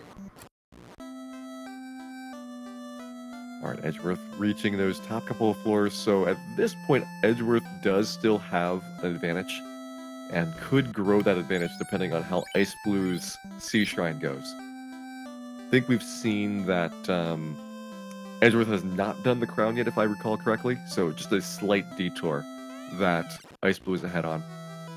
There's that Excalibur. So it was Excalibur, Defense, Masmune still here, and Power Glove left to pick up in the rest of this area. That's a good Sky Castle. The good thing for xIceblue here is, well, not the good thing is Ring of the Lobsters, but he can go mode Sea Shrine. Yeah, just got to keep that White Wizard alive for the revives. Well, he does have the Red Wizard as well, so I believe his Red Wizard also has the life spell. That's true. 2 options, potentially.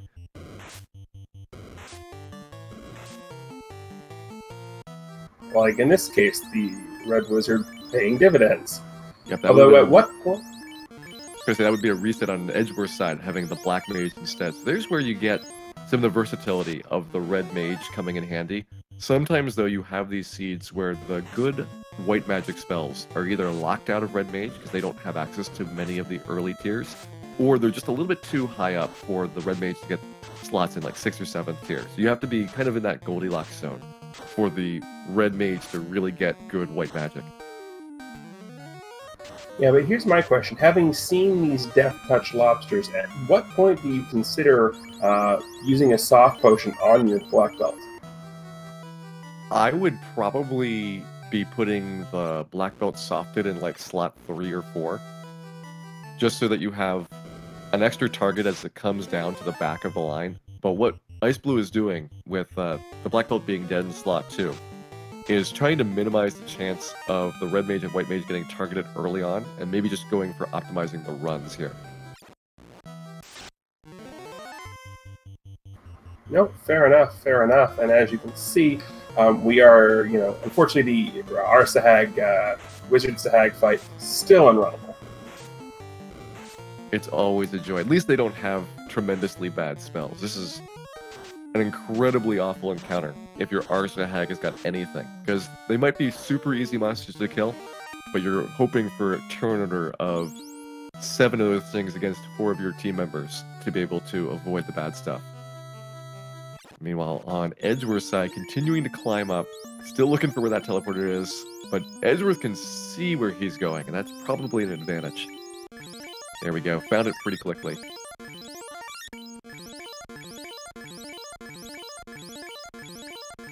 Yeah, so we now will be able to see what a Tiamat fight looks like, but also xIceblue, with the double life spells on his mages, is having a little bit of an easier time here in the Sea Shrine.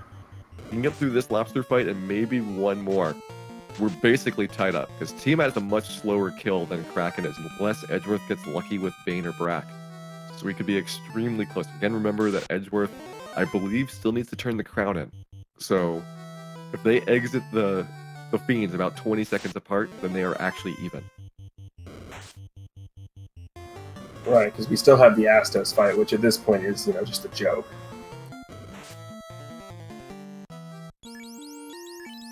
And the Poisonous Nacho is having more than 300 HP as XXXX not gonna work here. Yeah, it's an interesting thing, Edgeworth sticking around for this instead of running. I guess getting concerned about levels, trying to grab the experience here instead of having to come back for grinding later. Ooh, that's not good. But the Lit 3 is going to get off here, and that should, yep, it is going to kill all the lobsters. So that Lit 3 coming in handy here. Yeah, just enough to get through there. Should have plenty of healing as well. So I think we will be in great shape for a first try Kraken on xIceblue side, which again, remember the times that Edgeworth went through there. Getting through those lobsters. This has completely equalized this competition up. Yeah, so we got some Tiamat action over on the left, some Kraken action over on the right, and Brack is unfortunately ineffective. How about some Bane Sword action? Nope. Between the two, I put my money on Brack here. We'll see. Nope, I'm not going to get my Brack spell. Tiamat recognizes who the threat is. We're going to go back to Bane Sword. So Bane Sword versus Maz... Or no, we didn't put the Mazmune on. He didn't get the Mazmune. He's Bane Sword versus Excalibur. Interesting. So yeah, that's going to be a significant difference for the rest of the game if Edgeworth misses out on the Mazmune here. Yeah, Edgeworth doing everything he can here with just the two characters. And White Mage doing exactly what the cleric's supposed to do, healing up the DPS. So as of right now, we have xIceblue with perhaps a 30-second edge.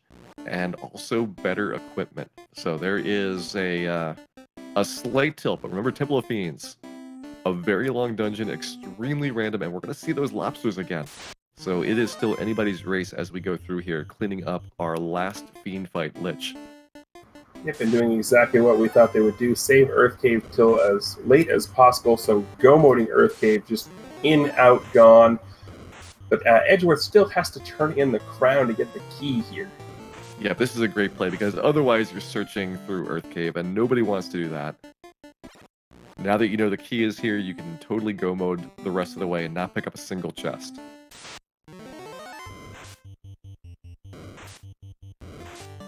I think for Edgeworth, even though not having the Mazmune, having missed it in Sky Castle, unlikely to even try to grab things along the way in Earth Cave. You've passed up enough things. There's all the chest locked or key locked chests throughout there. You missed some of Sky Castle. You'd have to assume that you're probably not going to find a specific item as you go through here. Yeah, right now, the two difference factors you said, the big one there is Ice having the Mazmune, but the other one is going to be the randomness of Temple of Fiends Revisited, and how many not just how many lobster encounters they run into, but how many lobsters are in those encounters. Exactly, and as we saw in Sea Shrine, xIceblue with 2 mages that can cast Revive, that is an enormous advantage here. The Black Wizard really doesn't have much to add to the late game from what we've seen on the spell selection. So this could be an edge for xIceblue if we run into some more difficulties going down.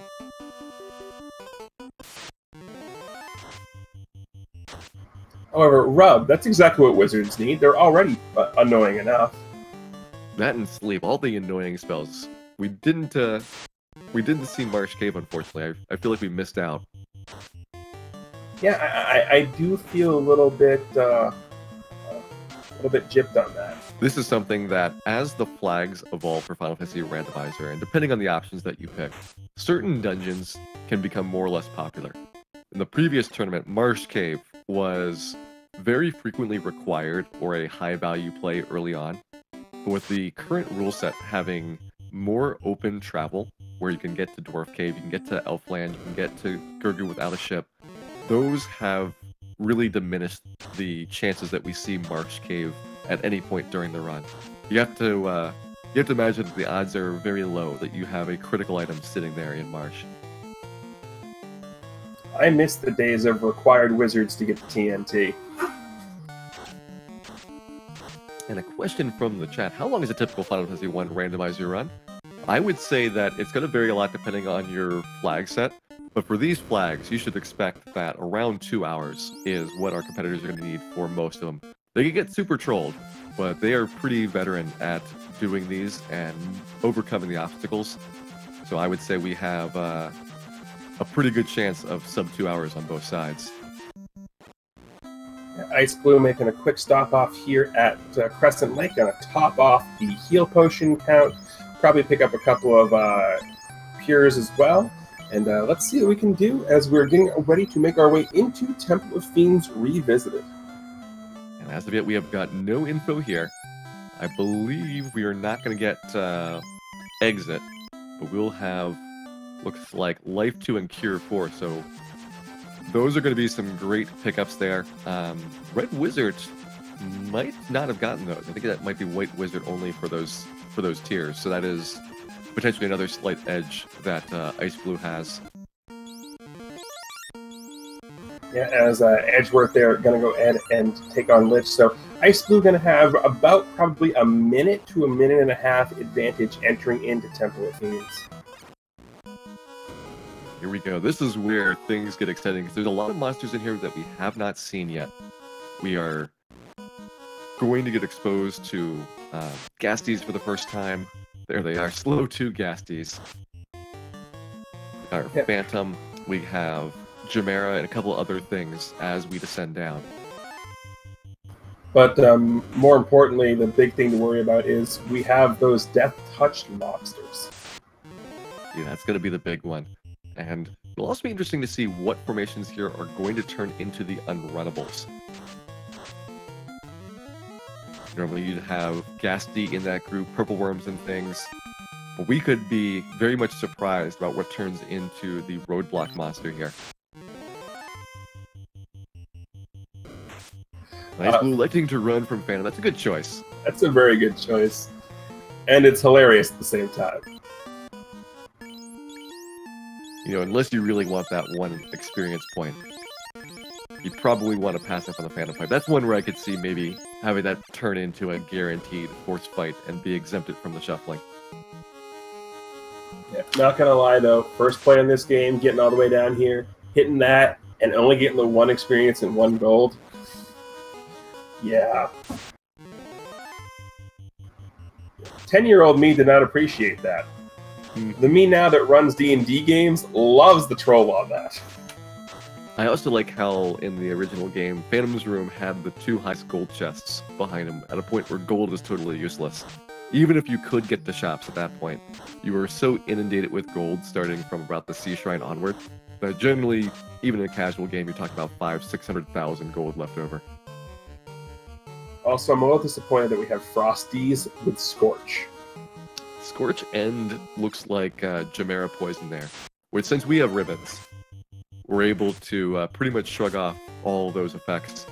Edgeworth, I think, only had 2 ribbons, because missing one of those ribbons in Sky Castle might have a little bit more of a problem with an uncovered character. Yeah, but I believe even though we have the ribbons, it is still a 3 in 256 chance to have that go through.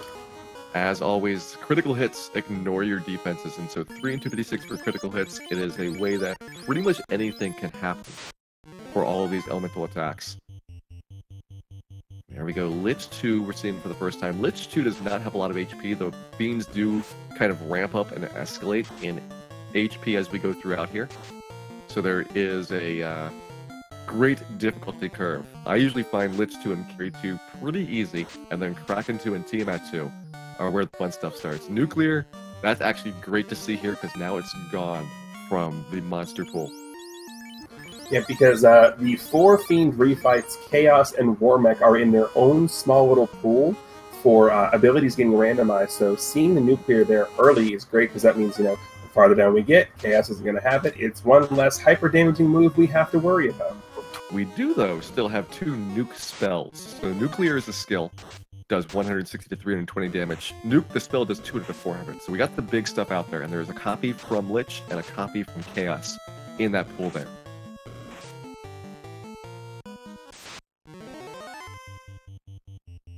Looks like we had good luck so far on xIceblue's descent, not getting any unrunnables, so been very quick to get down through here, already on to Carry 2.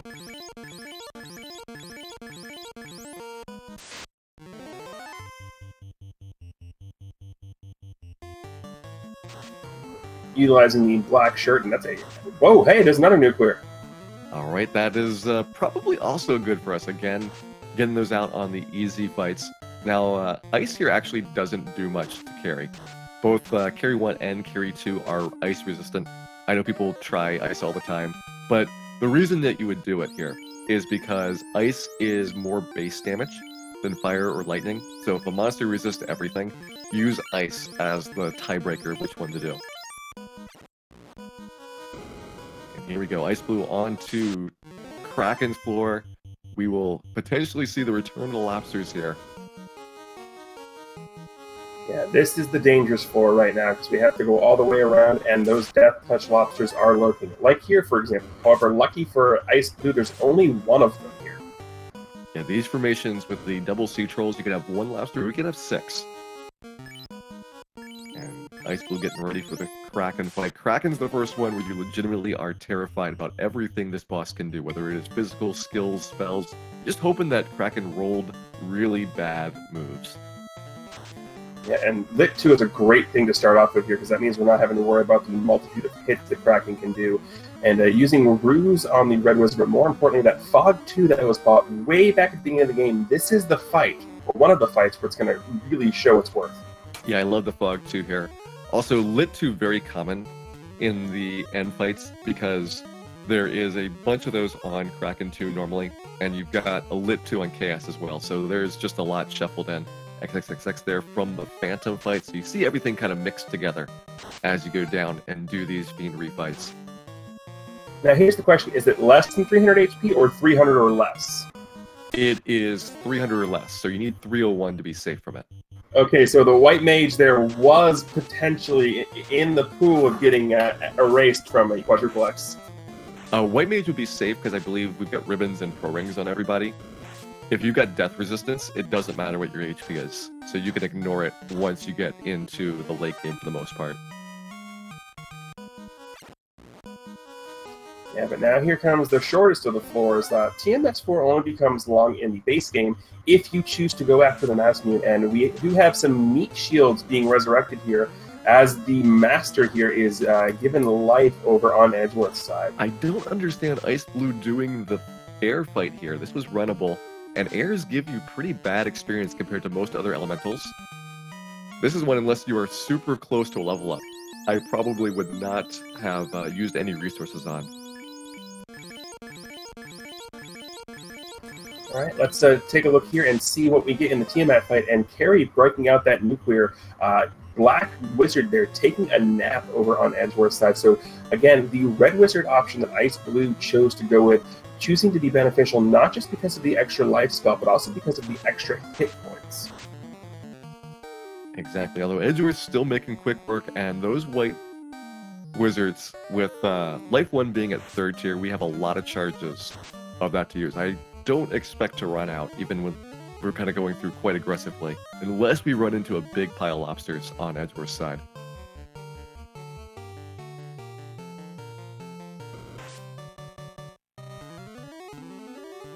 Yeah, White Shirt being put to use over on xIceblue's side, as well as we are getting ramped up with the Power Glove, putting some Ice 3 charges down here just because it's a level 1 spell, and as you said, of the 3 3rd tier elemental spells, it does have the highest base damage to start with. Exactly, and on Chaos, it's pretty much useless.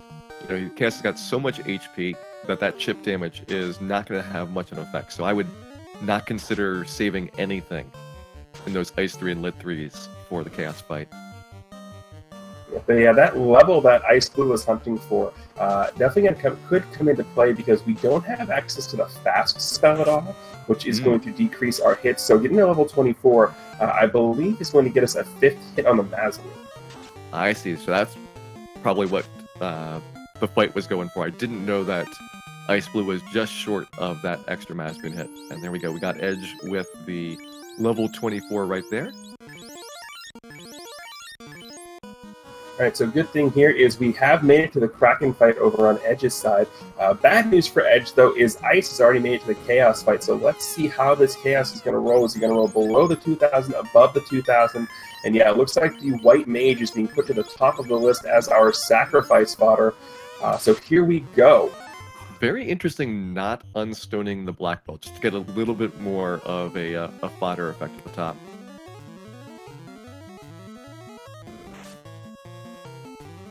Chaos, though, is choosing to ignore the white mage at top and instead go for the red wizard, but using a physical attack there is nice, and also seeing Zap there, that's also a nice thing to do, because that's really 2 turns of not a whole lot of damage coming from Chaos. Yeah, Zap is time-based instant death. Time's blocked by the ribbon and the black shirt, so xIceblue is totally safe. 3 ribbons on that side. Edgeworth is only going to have 2 ribbons, so that is actually something that might be more of a concern, seeing that Zap roll across. We are going to see that chip damage, and chip damage, it was 35 damage on that Ice 3 roll, as Edgeworth does have the Gershark Wiz-Sahag fight here. Yeah, remember that being unrunnable on xIceblue's side. Meanwhile, back to xIceblue's Chaos fight, going very well up to this point, but we need to keep that Knight alive a little bit longer. xIceblue not doing enough damage to just instantly steamroll him, and so we are kind of at the mercy of when does Chaos break out a nuke or a swirl or tornado or other really high tier damage spell that starts just destroying your HP overall. Wow, Chaos with the physical attack, missing the white wizard. And oh, there's a rub spell, but again, that's not going to do much either. Yeah, this could come down to just another round or 2. Slow 2 does not go after the Knight, which is perfect, and xIceblue has tied this up at 1 game apiece. We are going to a game 3 for our spring tournament. And if I recall correctly, that game 3 is going to be tomorrow night. I believe tomorrow night at 7 p.m. Eastern. Right here on Speed Gaming. Meanwhile, we'll have Edgeworth finishing up. We got Tiamat 2 and Chaos. We'll see if Chaos goes as well for Edgeworth as it did for xIceblue, but congratulations to xIceblue for a very, very fine victory here.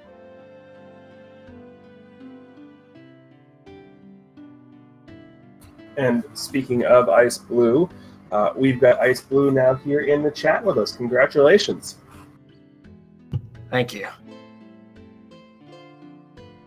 So an excellent victory here to come back and tie up this match. How are you feeling going into this round, knowing that you had to win today? Pretty stressed. You know, just being down a game puts a lot more pressure on your shoulders. Did it affect any of your plays to take a gamble that you wouldn't normally have? Sky Castle and Mirage have the most amount of chests, and when I saw Chime Cube, I immediately ran there. And I remember early on, we had kind of some difficulties predicting about where both of you were going to go for that early volcano dip, whether you're going to go volcano, ice cave. What was kind of the early game mindset for you? So as you kind of saw it unfolding, and it was a bit of a linear seed there, was there anything that kind of surprised you about any of the picks that ended up turning out to be good plays or bad plays? I dove volcano pretty early, and I was like, oh my god, these unrunnable red goils was a pain. And I ended up resetting because I just could not hit them, and I had no ice 3 charges to even like touch them. And then I ended up finding the ship, you know, on my second attempt, and I was kind of salty about it. Yeah, we imagined that that was going to be one of the big turning points. So you were actually pretty far behind at that point, because Edgeworth going through there got the ship first time, and then you're just kind of making up ground. I think the big thing that really helped you out was Edgeworth took a couple of tries through on Sea Shrine, where we had those Death Touch lobsters. That was something where your white mage xIceblue, I think, really made a big difference, having that backup life through there. Also, I'd like to apologize for the NES glitching up on me, and I had to go through Sky Castle not being able to read half my text. I saw like an indication of Mazmune, and I immediately equipped it. That was going to be what I was going to ask you about, is going through that Sky Castle. You know, because on our end, we were having a good little chuckle at trying to, you know, make out what the colored blobs were, but that had to have been, you know, kind of stressful for you, already being in a win-win situation and having Nintendo do that. Yeah, I started freaking out. And then the man cats were just not having me this seed. it was like, what, 9 or 10 encounters, and it was like always 7. They were definitely an exciting enemy in there. But also exciting is it looks like we've got Edgeworth joining us as well. Welcome in. Thanks. GG, sir. That was something. You both were playing quite well. When we saw that it was basically coming down to a race through Temple of Fiends, our guess was that the lobsters were going to be what made the difference. And Edgeworth, I think you were getting a little bit frustrated with the lobsters in Sea Shrine as you were trying to go through there a couple times. Yeah, I mean, there was one dive attempt where I was right at the door of Kraken, and they killed me. And I mean, it didn't even matter that I had 2 characters with light charges. They just consistently killed both of them every time I dove, except for the last attempt. I think I made it to Kraken's floor, and they left my red mage with like 30 HP. Yeah, Sea Shrine was definitely something in this seed. Yeah, there were some big swings in there. There was also something that I want to ask about, which we made a couple of wrong guesses about when you two would go after that TNT and that crown. So as a result, xIceblue, you had to delay getting your tail for a really long time. Edgeworth, you ended up doing a lot more chest searching, where xIceblue was in go mode for all of the Sea Shrine. What was kind of your thought process for each of you about when to go after those easy items versus trying to dive into dungeons? I think we had already pulled, what, 2 of the 4 items out of chests. And when I saw those 2 incentives, I was like, all right, look, I got Chime Cube. I'm going to do Mirage because there's like, what, 56, 57 chests total or something like that, or like 40 something. And I ended up finding the crystal, which led to go mode and the Mazmune and the Excalibur and the defense sword. So like Mirage Tower and Sky Castle were stacked.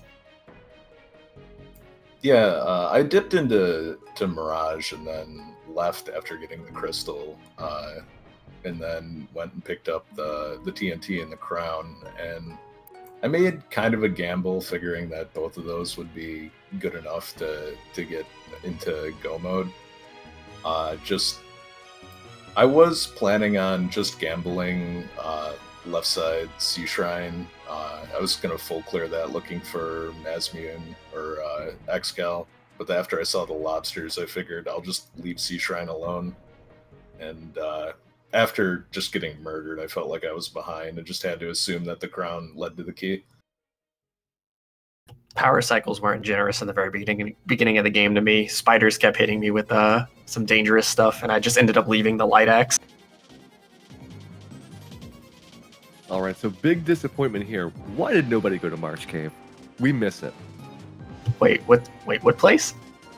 I know, it's been so long since we've seen Marsh Cave plays. I'm glad that we did get to see most of the game here, and I think for a lot of our viewers, it's great seeing those randomizers which really take you on a little bit of a walking journey.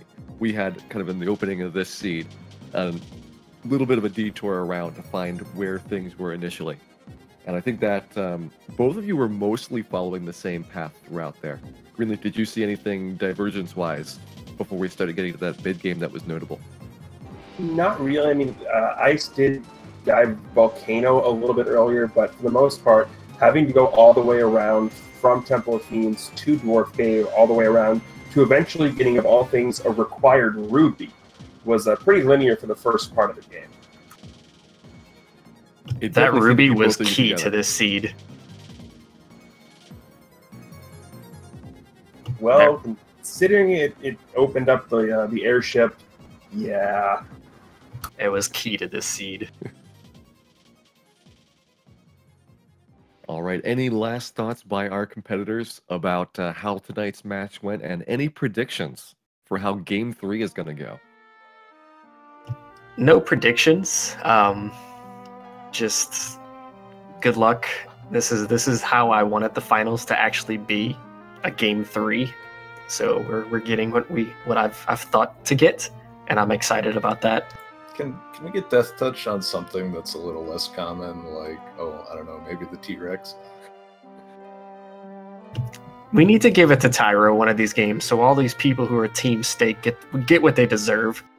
They'll never see it, though. We'll both reset out of it. No, but all the people who choose to fight Tyro. All right, so you heard it here first. Unrunnable Tyros are going to be featured in Game 3. These guys are going to chew them up and eat delicious steaks all night long. Hey, wait a minute. They're also probably going to need the Vorpal Sword to do that. Greenleaf, take us out of here for any final thoughts. Alrighty, so just a reminder, everybody, Game 3 of these finals will be tomorrow night at 7 p.m. Eastern right here on Speed Gaming, so tune in for that. As we said, hopefully we do get the aforementioned Death Touch Unrunnable Tyros. That would be absolutely fun. So on behalf of both of our runners here, xIceblue and Edgeworth, our traveler behind the scenes, Augur Brapp, and of course the wonderful crew here at Speed Gaming for making this all possible, that has been Gyre. I have been the Greenleaf Effect. Thank you all very much for watching, and have a wonderful rest of your night. And thank you guys for coming out so short notice to commentate this race. I really appreciate it, actually. Thank you.